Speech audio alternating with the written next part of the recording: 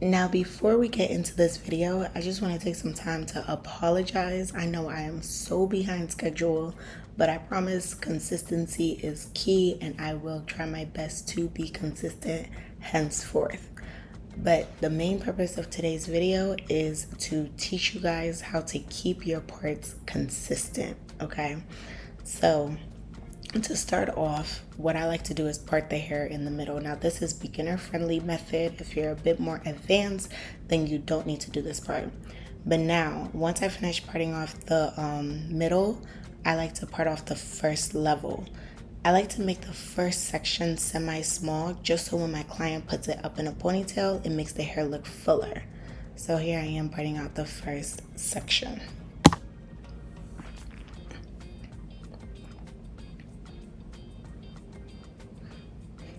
Now, once I finish parting off the first level, I like to use the long end of the rat tail comb in order to measure how wide I made my first part.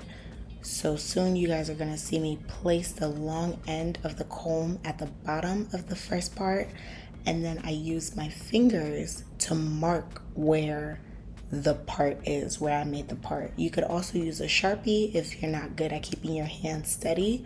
But basically, I now move the comb up so the end of the comb is gonna be in the part, and wherever my fingers land, that's where I'm going to make the part. So my finger was a placeholder to see how wide my first parting was, and then, like I said, I take the end of the rat tail comb, put that where the part is, and then wherever my fingers land, that's where I'm making my next part. Go ahead and clean it up, and so on and so forth. So that's how I kind of make my parts consistent, by using the rat tail comb as a placeholder. So you guys can see what I mean. Taking the end of the rat tail comb and putting in the part, using my fingers as a placeholder, then I'll put it into the next part. Wherever my fingers land, that's where I'm going to make the next part. And using a Sharpie is a little bit easier because you don't have to worry about, your hand shaking or you not getting the exact part. So you can make the mark and then you just keep following that mark to make the parts. But as you guys can see, those parts are consistent. But here I am just doing it again. I'm so sorry my hand is in the way. Hopefully here you guys can see what I mean. Take the rat tail comb, put it in the part, take your finger, mark it, move up to the next part. Wherever your fingers land, that's where you're parting. So that's basically how I go about making my parts consistent. Now when it comes to the vertical parts, honestly, you kind of just have to eyeball it. But one key thing I do want to say is that long part in the middle should not be there for your final result. So as you guys can see right here, I closed off that middle part and I'm doing a braid where that middle part is to close it off. But in the next clip, I'm going to show you guys how to close it off. And the thing about the middle part though is every level is different. So for the first level, I did not close off the middle part. But now for the second level, I'm going to close it off. Third level, I will not close it off. Fourth level, I will close it off. So in that way, the hair, when I'm done braiding, it won't have that harsh middle line. It's just going to be a easy, flowing end result instead of it having that harsh line in the middle. But you guys will see what I mean within the next clip.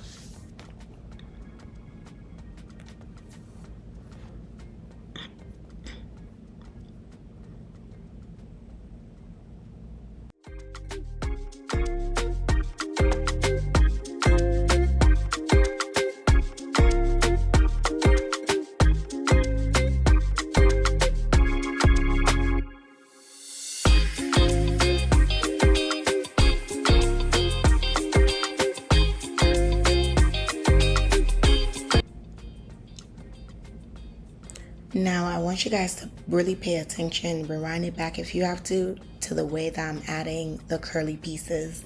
To have a more fuller look is best if you add the curly pieces on both sides instead of just one side, because then that allows the hair to look a lot more fuller, because one side won't have more curly pieces than the other. So I'll add it on the left side and I'll add it on the right side.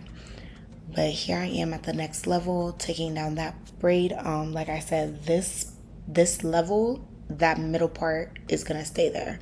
So given the fact that I'm doing medium size box braids, I'm going to use the middle of the braid underneath it to keep my vertical parts consistent.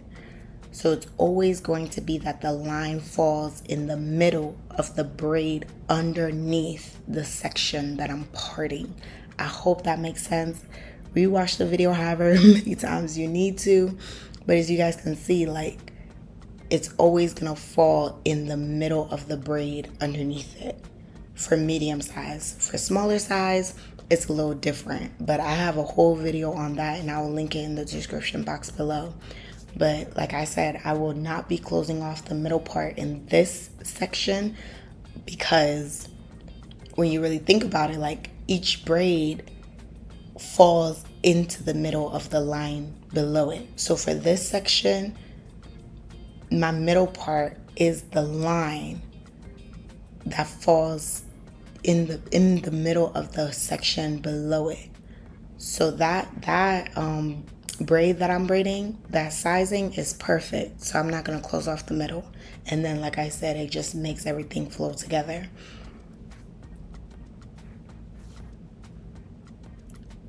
I really hope all of this makes sense. Like, braiding is one of those things where you just kind of got to mess with it a little bit, you know, do a couple heads and you'll kind of start to understand and get the technique. But I really hope my explanations make sense. And like I said, always add that curly piece on both sides. So y'all just saw me add it to the right side. But so here I am explaining or showing you guys a better way of closing off the middle. So like I said, my vertical part always falls in the middle of the braid underneath it. So here I am parting off that line that's gonna be in the middle of the braid underneath it, right? And then on the other side, right now I'm working on the right side. Here I am on the other side. That part will be on the left side. That part will be in the middle of the braid. And now that completes that chunk for that braid, which closes off the middle. So as long as you're following the two consistent methods, one, using the rat tail comb in each of the parts, and then using your finger or a Sharpie to mark off where on the rat tail comb, how wide that part is, and you move it up, leaving that end of the rat tail comb inside of the part, that's gonna make your horizontal parts even. And then when it comes to your vertical parts, always part it in the middle of the braid underneath the section you're working with. That's how you keep everything consistent. So there you can see it's blocked off, but then the row underneath is closed. So it's every other level got something else. First level, I didn't close it. Second level, I did. And you just keep going like that. Now I'm at the top of the braid. Top of the braid is a little different because I like to have my top braids a little bit smaller than the bottom braids just so it can be full. So instead of going through the middle, I'm going to go through the end. So I'm doing end to end of the last braid to the end of the next braid. Again, levels underneath it. That's what I'm using. So now you'll see these top braids are a little bit smaller than the row underneath, but not like crazy small to where it's like she got so many different things going on in her hair. And that's what helps make the hair, you know, full, but without being too heavy, you know, because the bottom of the braids are medium size. And then once we get to the top, we just make it a little bit smaller just so it can really bring in that fullness. And another way to know that you're parting correctly is if the braid drops in between the braid underneath. So if there's not a braid to fill in that gap in between the braids on the lower level, then you didn't do it wrong. Your braids are stacking on top of each other, and that's not what you want. You want the braids to fall in between the gap of the level underneath it.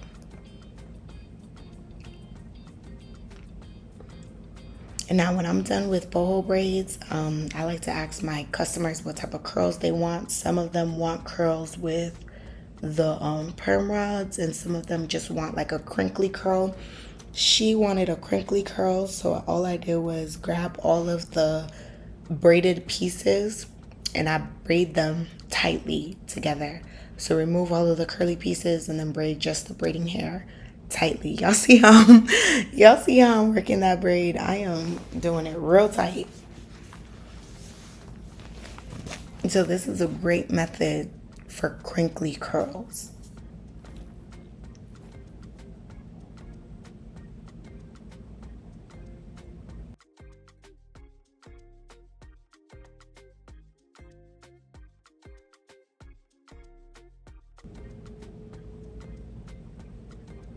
Now, if y'all don't already, make sure you're following my Instagram. It's going to be linked in the description, and I'm also going to put the name on the screen. This is my Instagram page that I showcase all of my work. The name is at style_by_moi. I am a Philly-based stylist. If you're interested in booking with me, the link will also be in the description box.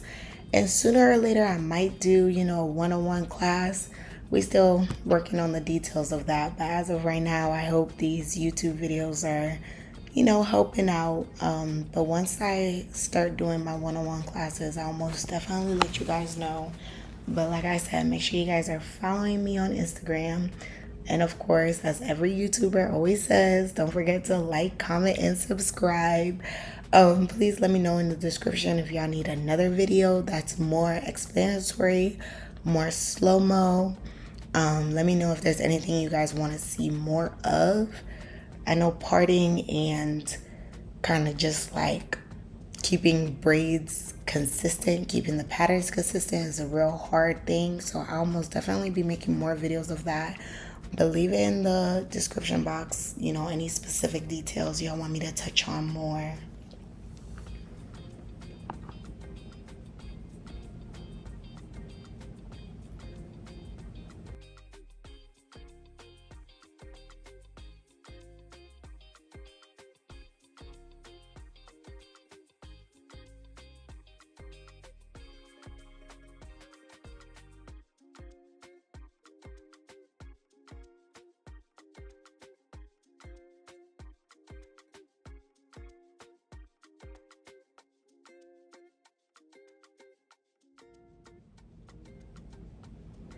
And now here I am just dipping the hair. When I dip the hair, I make sure not to include the curly pieces because it tends to make the hair, what's a good word to use?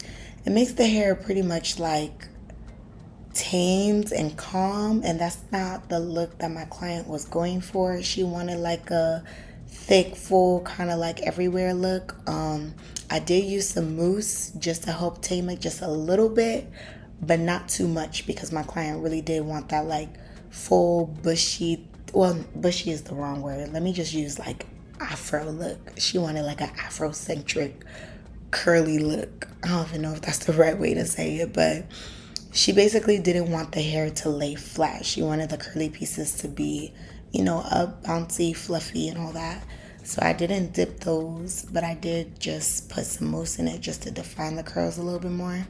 And I'm taking it down, and you guys can see what I mean by the crinkle curls, and that matched the curl pattern of the little pieces a lot better than if I would have done a spiral or like a perm rod curl.